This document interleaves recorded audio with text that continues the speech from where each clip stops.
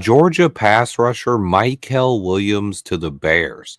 Mel Kiper's new mock draft 3.0 offered a few surprises, and whether or not you like Kiper, he is one of the most well respected draft analysts in the world. He has the Bears taking Georgia edge rusher Mykel Williams, a guy who's been considered one of the top edge rushers in the nation going back 2+ years. This is what Kuiper said about the pick. He said, I've gone offensive line for the Bears in both of my previous mock drafts, but that box was checked in free agency. Chicago traded for guards Joe Tooney and Jonah Jackson, and then signed center Drew Dahlman. And while the Bears also added Odangbo and Grady Jarrett on the defensive front, they could still use someone like Mykel Williams coming off the edge. They ranked in the middle of the pack last season in sacks with just 40, but they were 24th in pass rush win rate. And then he added that Mykel Williams is a toolsy prospect who can beat blockers with both speed or power. He missed time with an ankle injury early last season,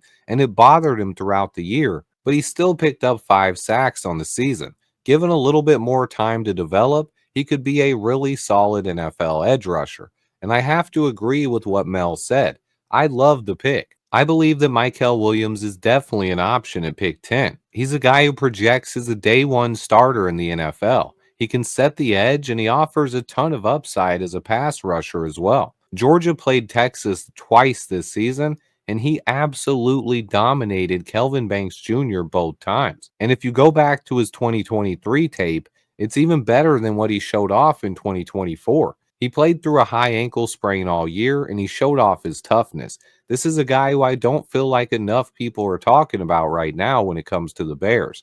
So I wanted to go ahead and do a mock draft where we take Mykel Williams at pick 10 and evaluate some of the options we still have later in the draft. Let's go ahead and get right into it. First, here's a quick look at one that I was able to do before this video. I traded down with the Cardinals to pick 16, added an additional third round pick, still landed Mykel Williams. Then I was able to grab Tyleik Williams and Quinshon Judkins out of Ohio State. And in round 3, I added some help to the offensive line, both Ozzie Trapillo and Tate Ratledge, while still landing a safety I really like, Billy Bowman out of Oklahoma in round 5. We'll tweak things up just a little bit here and we'll run one more 5-rounder quickly and see what we can come up with. This time I will not do any trades. As you can see, the board fell pretty much like normal. You do have to go down just a little bit to find Mykel Williams here, but I do believe he's a legit option at pick 10. I'm taking Mykel Williams and seeing how the board falls. We got lucky here, and there's 2 players on the board that I would be jumping for joy over. Derek Harmon out of Oregon, but also Nick Amanawore, the safety out of South Carolina.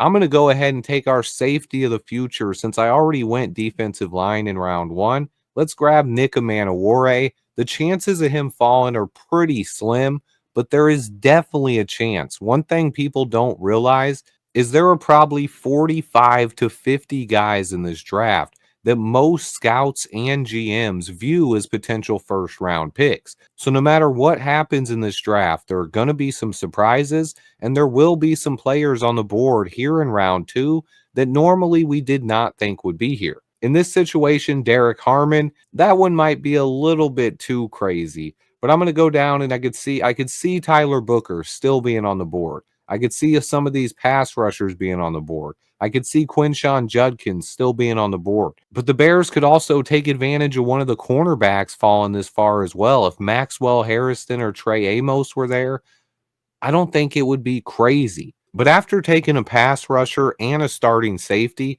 I'm going to stick in the trenches here. I'm taking Tyler Booker. If he's still on the board, this is going to continue to keep our offensive line and ensure that we have 5 quality starters, even if someone gets hurt on the interior.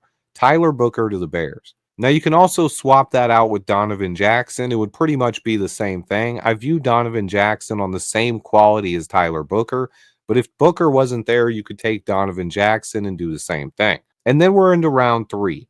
No trade backs here, so you see I could grab a defensive lineman like Omar Norman Lott. I can grab another tackle. Ozzy Trapilo is still on the board, a guy who could provide some depth on that offensive tackle position, maybe help push Karan Amagaji for that swing position, but I haven't grabbed a running back yet. So just swapping over to the position, and I already see a couple of guys I really like.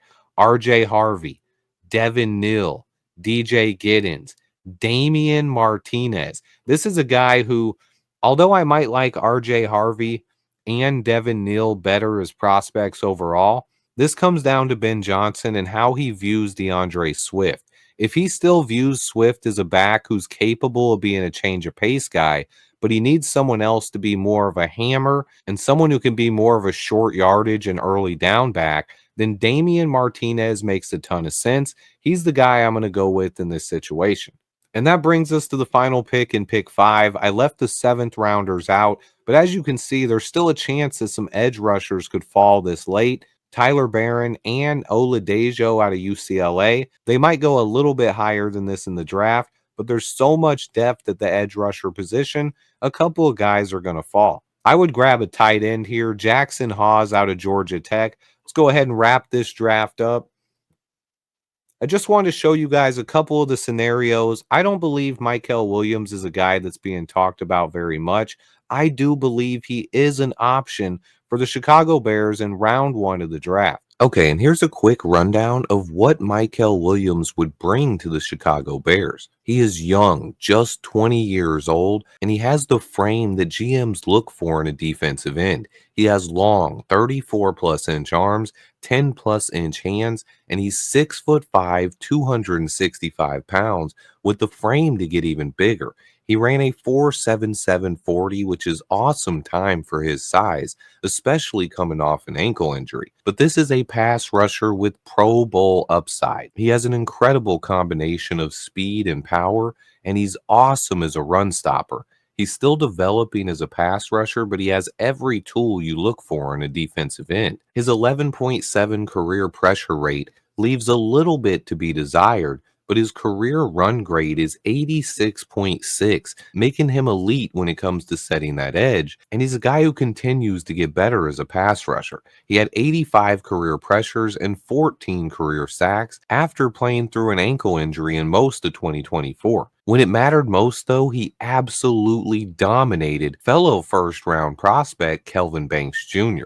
I see Mykel Williams as a top 15 pick in this draft and a guy with upside to go in the top 10. I definitely view him as an option for the Chicago Bears. Now, whether or not we trade down to get him or we just take him straight up at pick 10, that's another discussion completely. But Mykel Williams out of Georgia, this is a guy to keep an eye on. Mel Kiper has him to the Bears. Let me know your guys' thoughts and what your thoughts are on the mock. I thought this would be fun to get out of the way today. Please remember to hit that like button for me, guys. I have a ton more content on the way. I should have my Bears off-season recap video done tonight. Be sure to check that out. I appreciate everyone who watches. Please remember to hit that like button for me. And until next time, bear down.